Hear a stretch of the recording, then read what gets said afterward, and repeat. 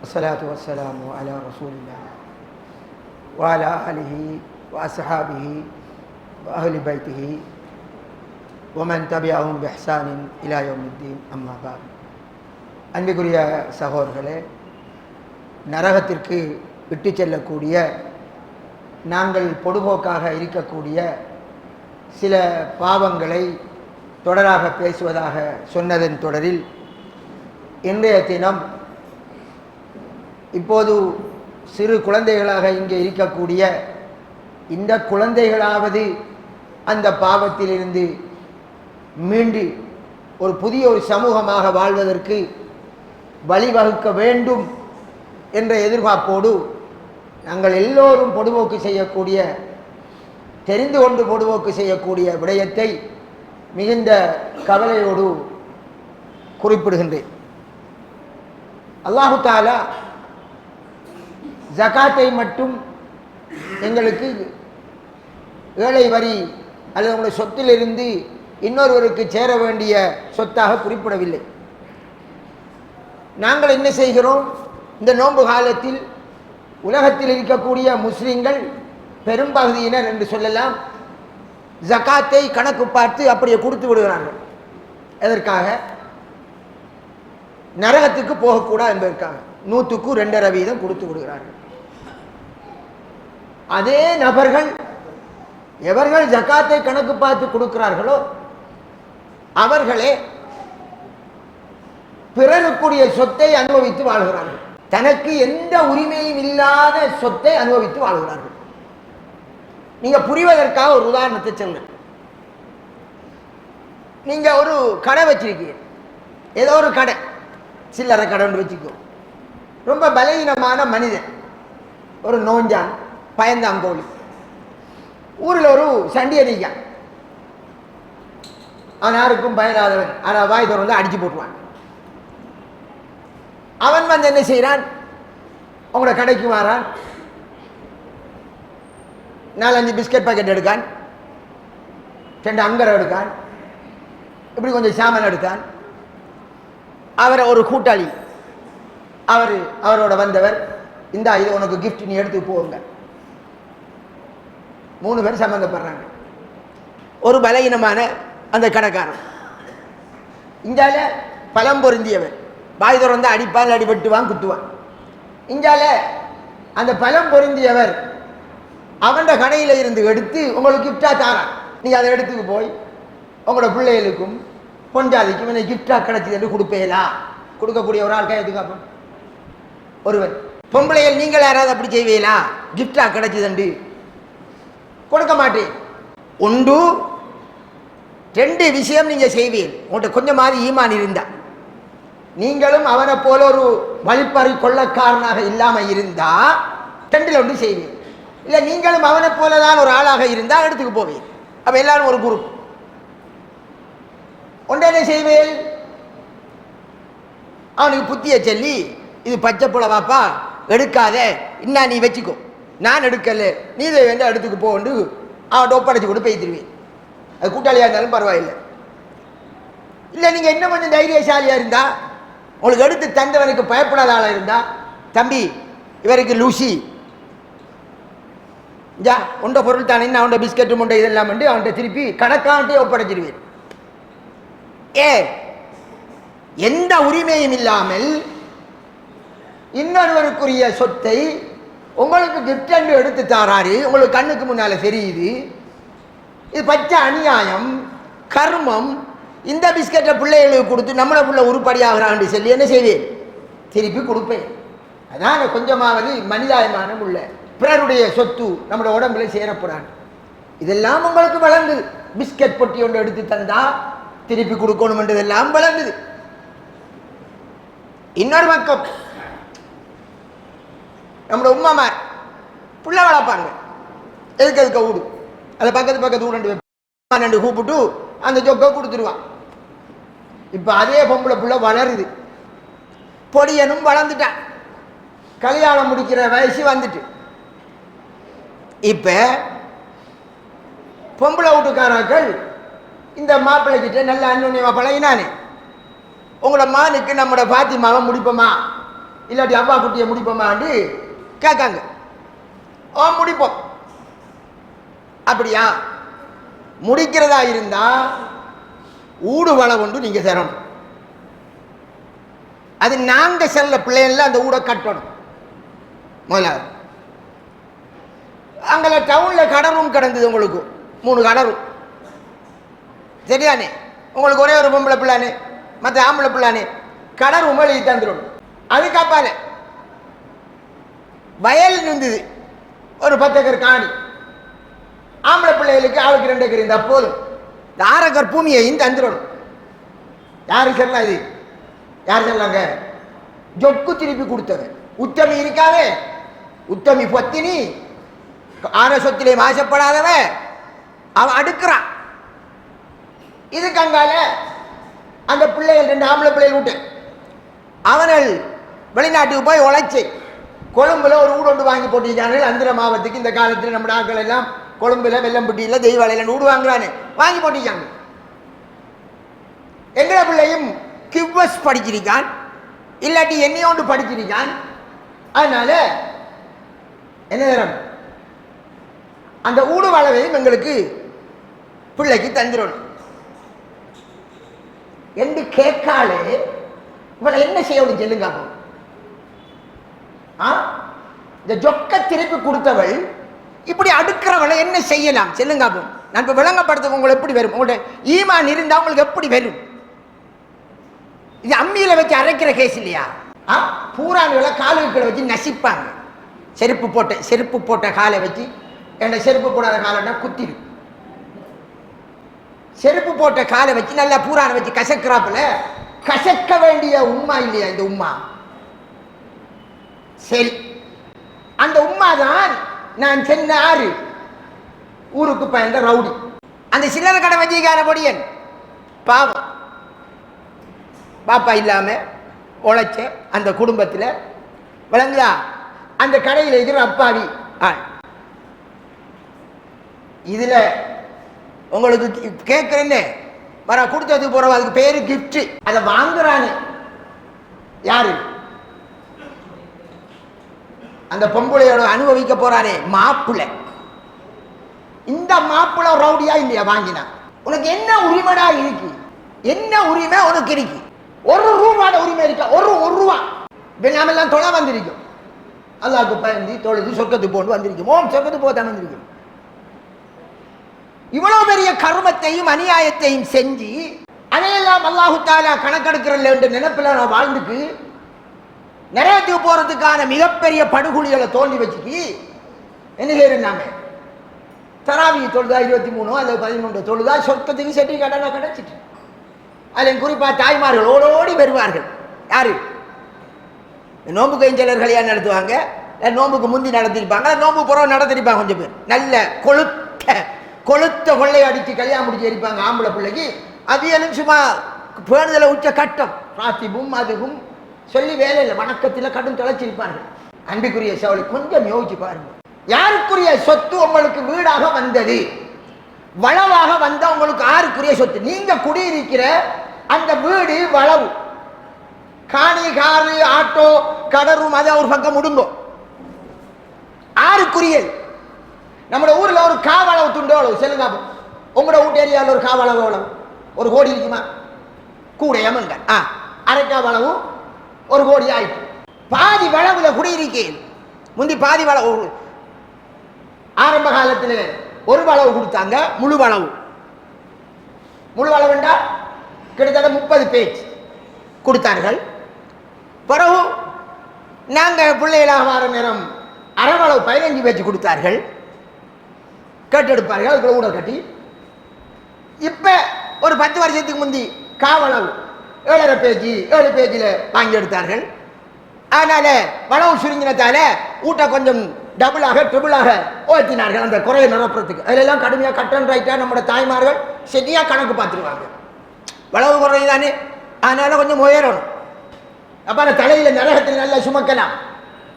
இதெல்லாம் மர்சர் மைதானத்தில் தாய்க்குலமே. உங்களுடைய ஆம்பளை பிள்ளைகளுக்கு நீங்க வாங்கி கொடுக்கக்கூடிய வீடுகளை மர்சர் மைதானத்தில் தோள்களில் சுமந்து கொண்டு வருவீர்கள். காரணம், உங்களுக்கு உரிமை இல்லாமல் இன்னொருவனுக்கு சேர வேண்டியது நீங்கள் பறித்தது. உங்கள்கிட்ட ஆம்பளை பிள்ளைங்கிற அந்த ஆயுதத்தை காட்டி பறித்தது. அது அல்லாஹ் தந்தது. ஒரு ஆளுக்கு ஆம்பளை பிள்ளையோ இன்னொருவருக்கு பொம்பளை பிள்ளையோ ஆறு கொடுக்கிறது. உன்னால முடியுமா? பெத்து பாரு, ட்ரை பண்ணி புருஷனோட சொல்லி, இந்த முறை நாம ஆம்பளை பிள்ளை, வார முறை பொம்பளை பிள்ளை பெருவமண்டி செல்லி வச்சு முடிக்க பெறையிலுமா? நம்முடைய வயல் உள்ளதா? உனக்கு அல்லாஹ் ஆம்பளை பிள்ளைய தந்த ஒன்ன சோதிக்க, நீ ஒரு பேராசை பிடிச்ச பேயாக உலாத்திராண்டி சோதிக்க அல்லாஹ் தந்தான். மற்றவருடைய இரத்தத்தை உறிஞ்சி வாழக்கூடிய, மற்றவனுடைய கஷ்டத்திலே தான் சந்தோஷமா வாழக்கூடிய ஒருவராக இருக்கிறேன் என்று அல்லாஹ் பார்க்கிறான். அதுக்கு தந்தான். அதை ரசூலுல்லாஹி சொன்னார் ஒரு ஹதீஸிலே, இன்ன துன்யா ஹுல்வத்துன் ஹலிரத்துன், நிச்சயமாக இந்த உலகம் ஹுல்வா, ரொம்ப இனிப்பானது. பட்டிலப்ப மட்டும் இனிக்கும், உலகமும் இனிக்குது. மாப்பிள்ளை காட்டி வச்சு கூட பார்த்தோன்னே இவருக்கு உள்ளம் அப்படியே இனித்துக்கு போகுது. ஹலிரா, ரொம்ப பசுமையா இருக்கு. இன்னல்லாஹ முஸ்தஹ்லிபக்கும் ஃபீஹா, அதுல அல்லாஹ் உங்களை அதை கவனிப்பதற்காக அனுப்பி வைத்திருக்கிறார். ஃபயன்லுரு கைஃப தஅமலூன், நீ எப்படி செயற்படுவீர்கள் என்று பார்க்கிறான். நீ என்ன செய்கிறாய் என்று பார்க்கிறான். பசுமையின் பேராசையால் மூழ்கி போகிறாயா, இல்லப்பா ஊராட ஹக்கு நமக்கு தேவையில்லை என்று ஒதுங்கி போறாயா என்று பார்க்கிறான். இதை சொல்லிவிட்டு தாய்க்குலமே நீங்களும் கேட்கிறீர்கள், உங்களால் இந்த ஊரில் கர்மம் வளர்ந்துக்கு போகுது, குறைதில்லை. ரசூலுல்லாஹ் சொன்னார்கள், ஃபத்தகுன் நிசா ஃபத்தகுத் துன்யா, இந்த உலகத்தை பயந்து கொள்ளுங்கள், பெண்களையும் பயந்து கொள்ளுங்கள், பொண்டாட்டிமார பயந்து கொள்ளுங்கள். அவளால நீ நரகத்தை போய்க்கிறாய் பாப்பா, அவளை வாய அடக்க இயலாது, அவள் ஆசையை அடக்கோ மேலாது, அவளை ஆசை அப்படி விரிஞ்சிக்கே போகும். அதனால கல்யாணம் முடிச்சாய், அவள்கிட்ட இன்பம் அனுபவிக்காய் என்பதற்காக நீ அவள் செல்லத்துக்கு எல்லாம் கேட்டு போகாத, பயந்து கொள் என்றார்கள் ரசூலுல்லாஹ். மனைவிமார்களை பயந்து கொள்ளுங்கள். டேஞ்சர் ஃபெலோ யார்? நம்முடைய அன்பு காதலி. நிறைய ஆம்பளைகள் அல்லாஹ்வுக்கு பயந்து நடக்கும் நினைக்கிறார்கள், ஆனா நடக்க முடியல. சொர்க்கம் வேணுமா? அவளை ரொம்ப எச்சரிக்கை அறியுங்கள். யாருடைய சொத்து? நீங்கள் கல்யாணம் முடிச்ச வாலிபர்கள், உங்க உம்மாமார் வாப்பாமார் தான் உரிமை இல்லாமல் உங்களுக்கு ஊடண்டும் பலவண்டும் வாங்கி தந்திருந்தால் அது யாருக்குரிய சொத்து? அப்பாவி மச்சினன்மாருக்குரியது. பாவம் அவன், அவனுக்கு சேர வேண்டியவைகள்லாம் நீங்கள் அனுபவித்துக் கொண்டிருக்கிறீர்கள். இந்த ஊரில் இருக்கக்கூடிய 99% மக்கள் அனுபவிப்பது பச்சை ஹராம், நெருப்பு. நான் படித்த காலத்திலிருந்து கத்திக்கிறீர்கள். நபி ஷுவைப் அலைஹிஸ்ஸலாம் அவரை அல்லாஹ் ஒரு சமூகத்துக்கு அனுப்பினார், ஒரு நபி. வைலா மதியன அஹாஹும் ஷுவைபா, மதியன் பிரதேசத்தவர்களுக்கு அவர்களை சேர்ந்த ஷுவைபை நாம் அனுப்பினோம். அவர் சொன்னார், மக்களே அல்லாஹ்வை மட்டும் வணங்குங்கள். நம்முடைய பிரச்சாரத்தின் கரு அதை சொன்னார். இரண்டாவது சொன்னார், வஅஃபுல் கைல வல் மீசான் வலா தப்ஹசுன் நாஸ அஷ்யாஅஹும், அளவு நிறுவையிலே நேர்மையாக நடங்கள், மனிதர்களின் சொத்துக்களை சுரண்டாதீர்கள், அபகரிக்காதீர்கள். வலா துஃப்ஸிது ஃபில் அர்ளி பஅத இஸ்லாஹிஹா, பூமியிலே பசாதை விளைவிக்காதீர்கள். மக்களுடைய சொத்தை உரிமை இல்லாமல் எடுப்பது பசாத். அவர் கடைசி வரை சொல்லி பார்த்தார். எவ்வளவு காலம், எத்தனை வருஷம் அல்லாஹ் சொல்லவில்லை என்று கேட்பார்கள். இவருக்கு இதை விட்ட தலைப்பு கிடையாது. நீங்க உடும்பறையில நான் உயிரோடு இருக்கும் வரையில பேசிக்கித்தான் இருப்பேன். கண்ணுக்கு முன்னால பச்சை ஹராம் நடக்குது, கொள்ளை அடிக்கான். எனக்கு கிஃப்ட் தான் தந்தார் என்று எடுத்துக்க போறேன்டா என்ன ஆரண்டி செல்வான். அதுகள் வழங்குது, 5 ரூபாட 10 ரூபாட கணக்கில் வழங்குது. கோடி ரூபாவை மச்சினமாருக்கு சேர வேண்டிய ஊடுகள் வளவுகளை இருந்துக்கு வாழ்ந்துக்கு இருக்கேன். ஏன் மண்டையில் அது ஏறுதில்லை? கொஞ்சம் யோசிங்கவன். அல்லாஹ் சொன்னான் அல்லவா, யூசிக்குமுல்லாஹ், அல்லாஹ் உங்களுக்கு கட்டளை இடுகிறான். கொமான் லிஸ்ஸக்கரி மிஸ்லு ஹவ்வில் உன்சையைன், ஒரு பெண்ணுக்கு சேர வேண்டியது அந்த பெண்ணோடு உடன்பிறந்த சகோதரனுக்கு கொடுக்கப்படுவதின் அறவாசி. ஆனா என்ன நடக்கிறது? அந்த பொம்பளையை கரையேற்றுவதற்காக பெண்ணை பெற்றவர்கள் அப்பாவிகளாகி விடுகிறார்கள், ஆணை பெற்றவர்கள் ரவுடிகளாகி விடுகிறார்கள். வழிப்பறி கொள்ளைக்காரர்களை போன்று வழியில வழிப்பறி கொள்ளைக்காரர்கள். அப்படியே ரோட்டால போறேன், போக அப்படியே பார்த்துக்கு போறேன். எந்த ஊருடா 3 மாடியில் எழும்புது, எந்த ஊடி வளவு பெருசாக இருக்கு, அப்படியே பார்த்துக்கு போறேன். எந்த வீட்டில் பெரிய வாகனம் பாரத்துக்குரிய வசதி எல்லாம் இருக்கு, எல்லாத்தையும் பார்த்துக்கு போறேன். வழியில போகக்கே பிடிச்சிக்குவாங்க ஒரு ஆம்பளை பிள்ளைய வச்சுக்கு. இந்த பச்சைவளம் குழந்தைகள் இதுகளாவது மனிதர்களாக பிற்காலத்தில் வாழக்கூடாதா? ஒரு உயிரை கொலை செய்து வாழ்வது யாருடைய பண்பாடு? நாங்கள் நாயா, சிங்கமா, கரடியா, புலியா? இன்னொரு உயிரை கொண்டு வாழ்வதற்கு உரிமை இல்லாமல் மனித நேயம் எங்கே? அவன் இந்த நாட்டுக்கு அடிக்கான், இவன் இந்த நாட்டுக்கு அடிக்கான்டா கத்திரம், ஆர்ப்பாட்டம். நீ பக்கத்து வீட்டுக்காரனை அடிச்சு தோச்சி போட்டு வாழ்ந்துக்கிறா. உன்னை மச்சினன், எத்தனை பேர் மச்சினமார விரட்டி விட்டார்கள். எந்தெந்த நாட்டுக்கெல்லாம் போய் உழைச்சிருப்பான். சிலர் யூரோப்புக்கு போய் உழைச்சிருப்பான். அவன் உழைச்சதுல ஒன்றும் அவன் கையில இல்லை. அவன் மனம் எவ்வளவு பத்தும் இதுக்குள்ளே இருக்கிறார்கள் சிலர். எவ்வளவு பத்தும் நெருப்பு, அதுல நீ வாழ்ந்துக்கிறீங்க. இவர்களுக்கு மரியாதை வேணுமா? இவர்கள் படித்தவர்கள், அம்மா பெயர் அதுல ஒரு பெரிய சமூகம் படித்தவர்கள். எதை படித்தவர்கள்? கொள்ளை அடிக்க படித்தவர்கள். வேற எந்த படிச்சீர்கள்? மனித நேயம் இல்லாதவன் அவன் மிருகத்தை விட கேவலமானவன். அவன் படித்தவன் அல்ல, பண்பாடு அற்றவன், ஒழுக்கமானவன் அல்ல, ஒழுக்கம் கெட்டவன். இஸ்லாம் போதித்தது காருணியம், கருணை. எங்கே அந்த இரக்க சிந்தனை? நானும் இந்த ஊர்வாசிதான். மதரசாவில் ஓதினோம், அழகாக விளங்குது, மனிதாபிமானம் விளங்குது. எப்படி வாழ முடியும்? மார்க்க சட்டம் ஒன்று, மனிதாபிமானம் இன்னொன்று. ஒரு வாப்பா உழைக்கார், அந்த வாப்பா உழைச்சால் அவருக்கு 3 பிள்ளை. அந்த வாப்பா உழைச்ச சொத்துல வாப்பட ஆம்பளை பிள்ளைகளுக்கு சொத்து இல்லை. என்னடா இது கர்மம்? உலக நாட்டிலேயே மார்க்கத்துக்கு அப்பாலே கம்யூனிஸ்ட் நாட்டிலேயும் இப்படி சட்டம் கிடையாது, எங்கேயும் கிடையாது. மார்க்க சட்ட இஸ்லாமிய சட்டத்திலும் கிடையாது, மனிதனால் ஏற்பட்ட சட்டத்திலேயும் கிடையாது. நாங்கள் மிக பெரும் ஜாகிலியத்திலே வாழ்ந்து கொண்டிருக்கிறோம். இந்த மாடர்ன் ஜாகிலியத். அல்லாஹ்வை பயந்து கொள்ளுங்கள். எவருடைய சொத்துகளில் நீங்கள் குளிர்காய்ந்து வாழ்கிறீர்களோ அவருடைய ஒவ்வொரு கஷ்டமும் மஸ்ஸர் மைதானத்தில் உங்களுக்கு விசாரணையாக வரும். மனிதனாக இதை நாம பேசுறதாலேயே மௌலைமார்களுக்கு நம்மளை பிடிக்கிறலையா? ஒரு பெரும்பாலான அவர்களால் ஆகப்பெரிய வழிப்பறி கொள்ளைக்காரர்களா மாறிவிட்டார்கள். அவர்களோட வழிப்பறி கொள்ளைக்காரர்களா இருப்பதால் உரிமை இல்லாமல் மச்சினமாருக்கு சேர வேண்டிய சொத்துகளில் அவர்கள் வாழ்வதால் நமக்கு ஹுத்பா தாரான்கள் இல்லை அவங்களோட பள்ளியில். எனக்கு அதை பத்தி டோன்ட் கேர். நபிமார்களையே விரட்டி அடித்தார்கள். யாரு? நபிமார்களை கொலை செய்தார்கள். யாரு?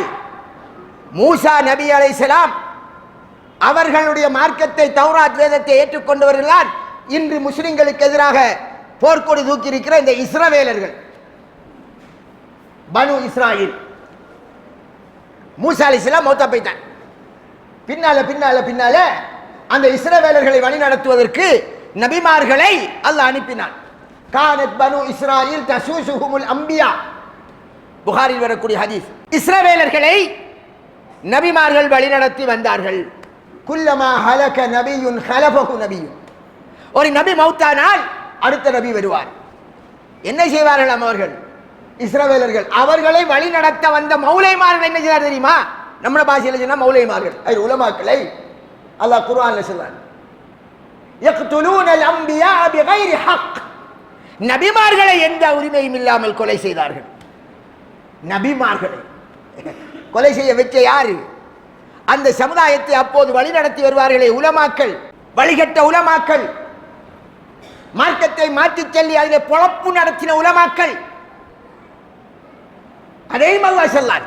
வேதத்தில் உள்ளதை உண்மைக்குண்மையாக சொல்லாமல் மறைத்தார்களே உலமாக்கள், அந்த உலமாக்கள் உண்மையை மறைத்து நபிமார்கள் வந்தால் நம்முடைய வயிறு காலியாயிரும், நமது பொழைப்பு கற்றும் என்றதாலே தூண்டி விட்டு இவர்களெல்லாம் பொய்யர்கள் கொல்லுங்கள் என்று வழி நடத்தினார்கள். பாவம், அந்த மக்கள் கொலை செய்தார்கள். இது அல்லாஹ் குர்ஆனிலே எங்களுக்கு போதிக்கிற பாடம். உண்மைகள் கசக்கும், மனோ இச்சை பாதிக்கும். அன்பிற்குரிய சகோதரி, எவ்வளவு எச்சரிக்கையாக அல்லாஹ் சொல்லான். நான் திரும்ப திரும்ப சூரத்து நிசா 11, 12, 13 வசனங்கள், அதனுடைய கடைசி வசனங்களில் என்ன அழகாக பின்னல் கணக்கு போட்டு சொல்லப்பட்டிருக்கிறது. பின்னல் கணக்கு. ரசூலுல்லாஹ் எழுத வாசிக்க தெரியாதவர், எழுதையும் தெரியா வாசிக்கையும் தெரியா. ஆனா 2ல் 1, 4ல் 1, 8ல் 1, 6ல் 1, 3ல் 1, 3ல் 2 பின்னல் கணக்கு. சொத்து எப்படி பங்கிடணும் என்று அந்த வசனமே ஒரு சாதாரணமாக ஒரு ஆடு மேய்ச்சிக்கு வந்து ஒரு படிப்பறிவு இல்லாத ஆளுக்கு தெல்ல இயலாது.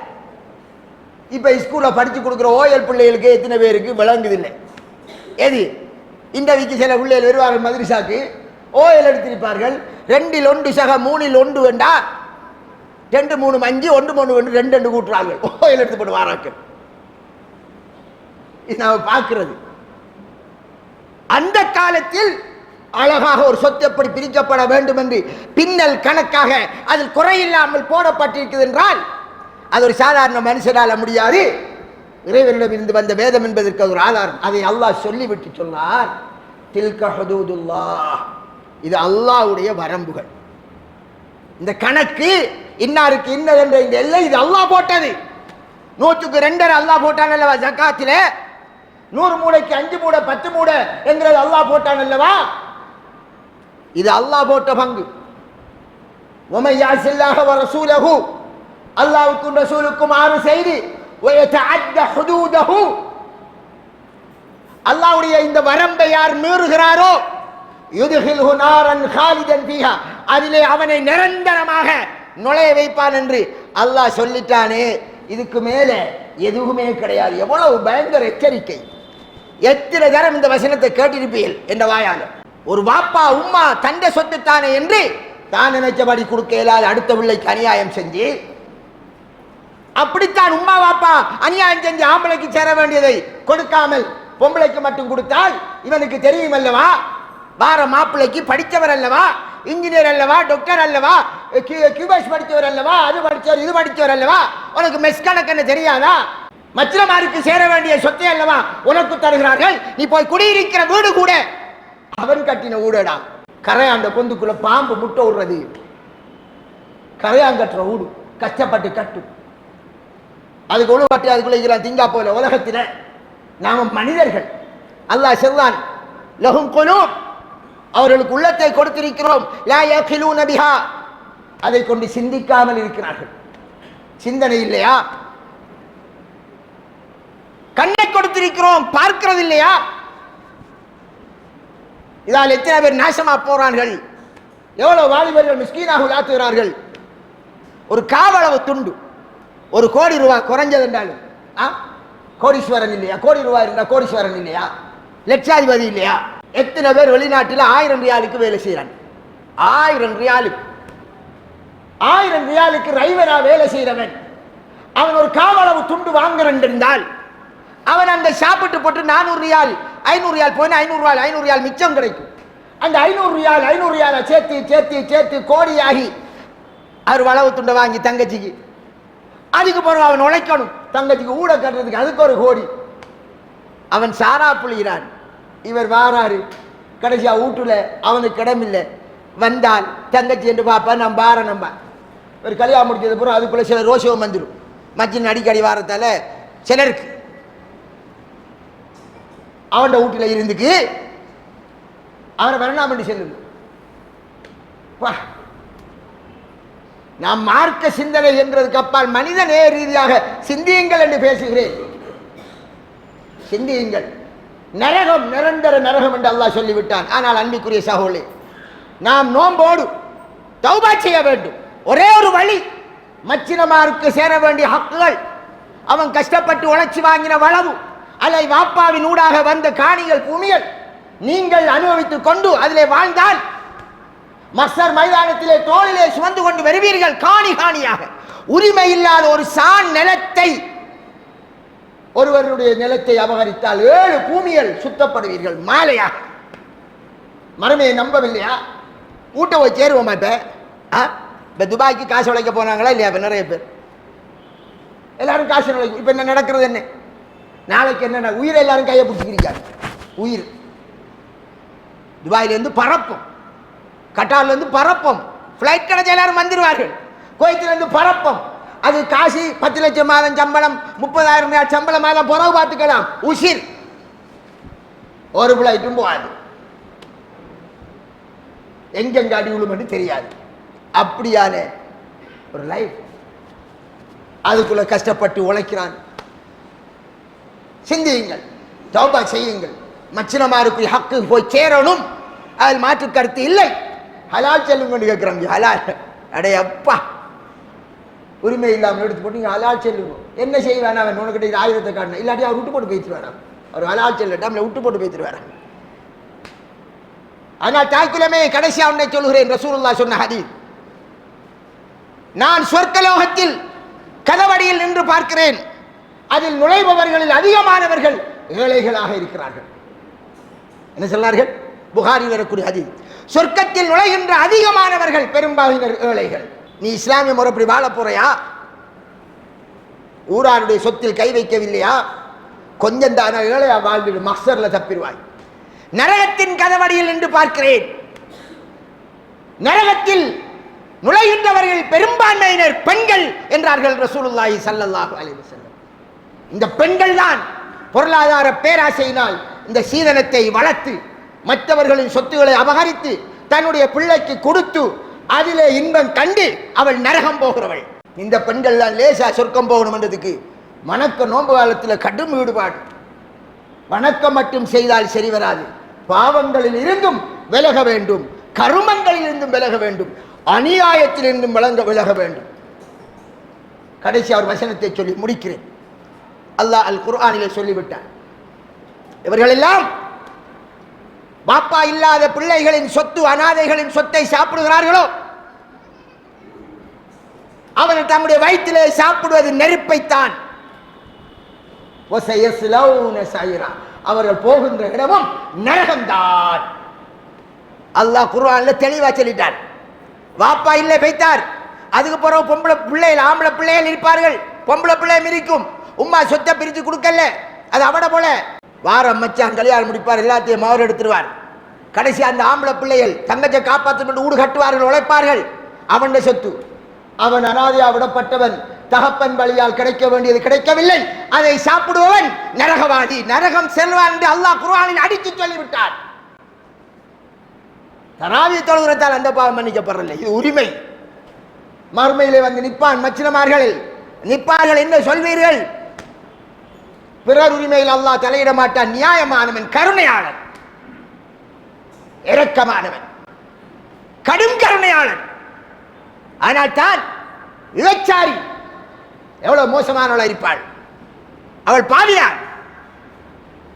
ஒரு நாய்க்கு இரக்கம் காட்டினாள், அல்லாஹ் அவளை பாவத்தை பார்க்கிறப்போ கருணை, போ சொர்க்கத்துக்கு எங்காள்.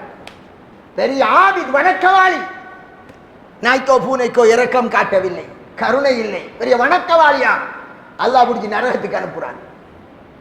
பார்த்துக்கோங்க, இந்த 2 ஹதீஸை வழங்குதா? கருணை உள்ளவர்களாக மாறுங்கள், மனித நேயம் கொண்டவர்களாக மாறுங்கள். இந்த ஹதீஸ் மட்டுமே போதும். மலக்குல் மௌத் இரவைக்கு வரலாம், நாளைக்கு வரலாம். அதற்கு முந்தி தௌபா செய்யுங்கள். உரியவர்களின் ஹக்குகளை உரியவரிடம் ஒப்படைப்பதற்கான வழியை தேடுங்கள். வாஹிர் தாவானா அனில் அல்ஹம்துலில்லாஹி ரப்பில் ஆலமீன்.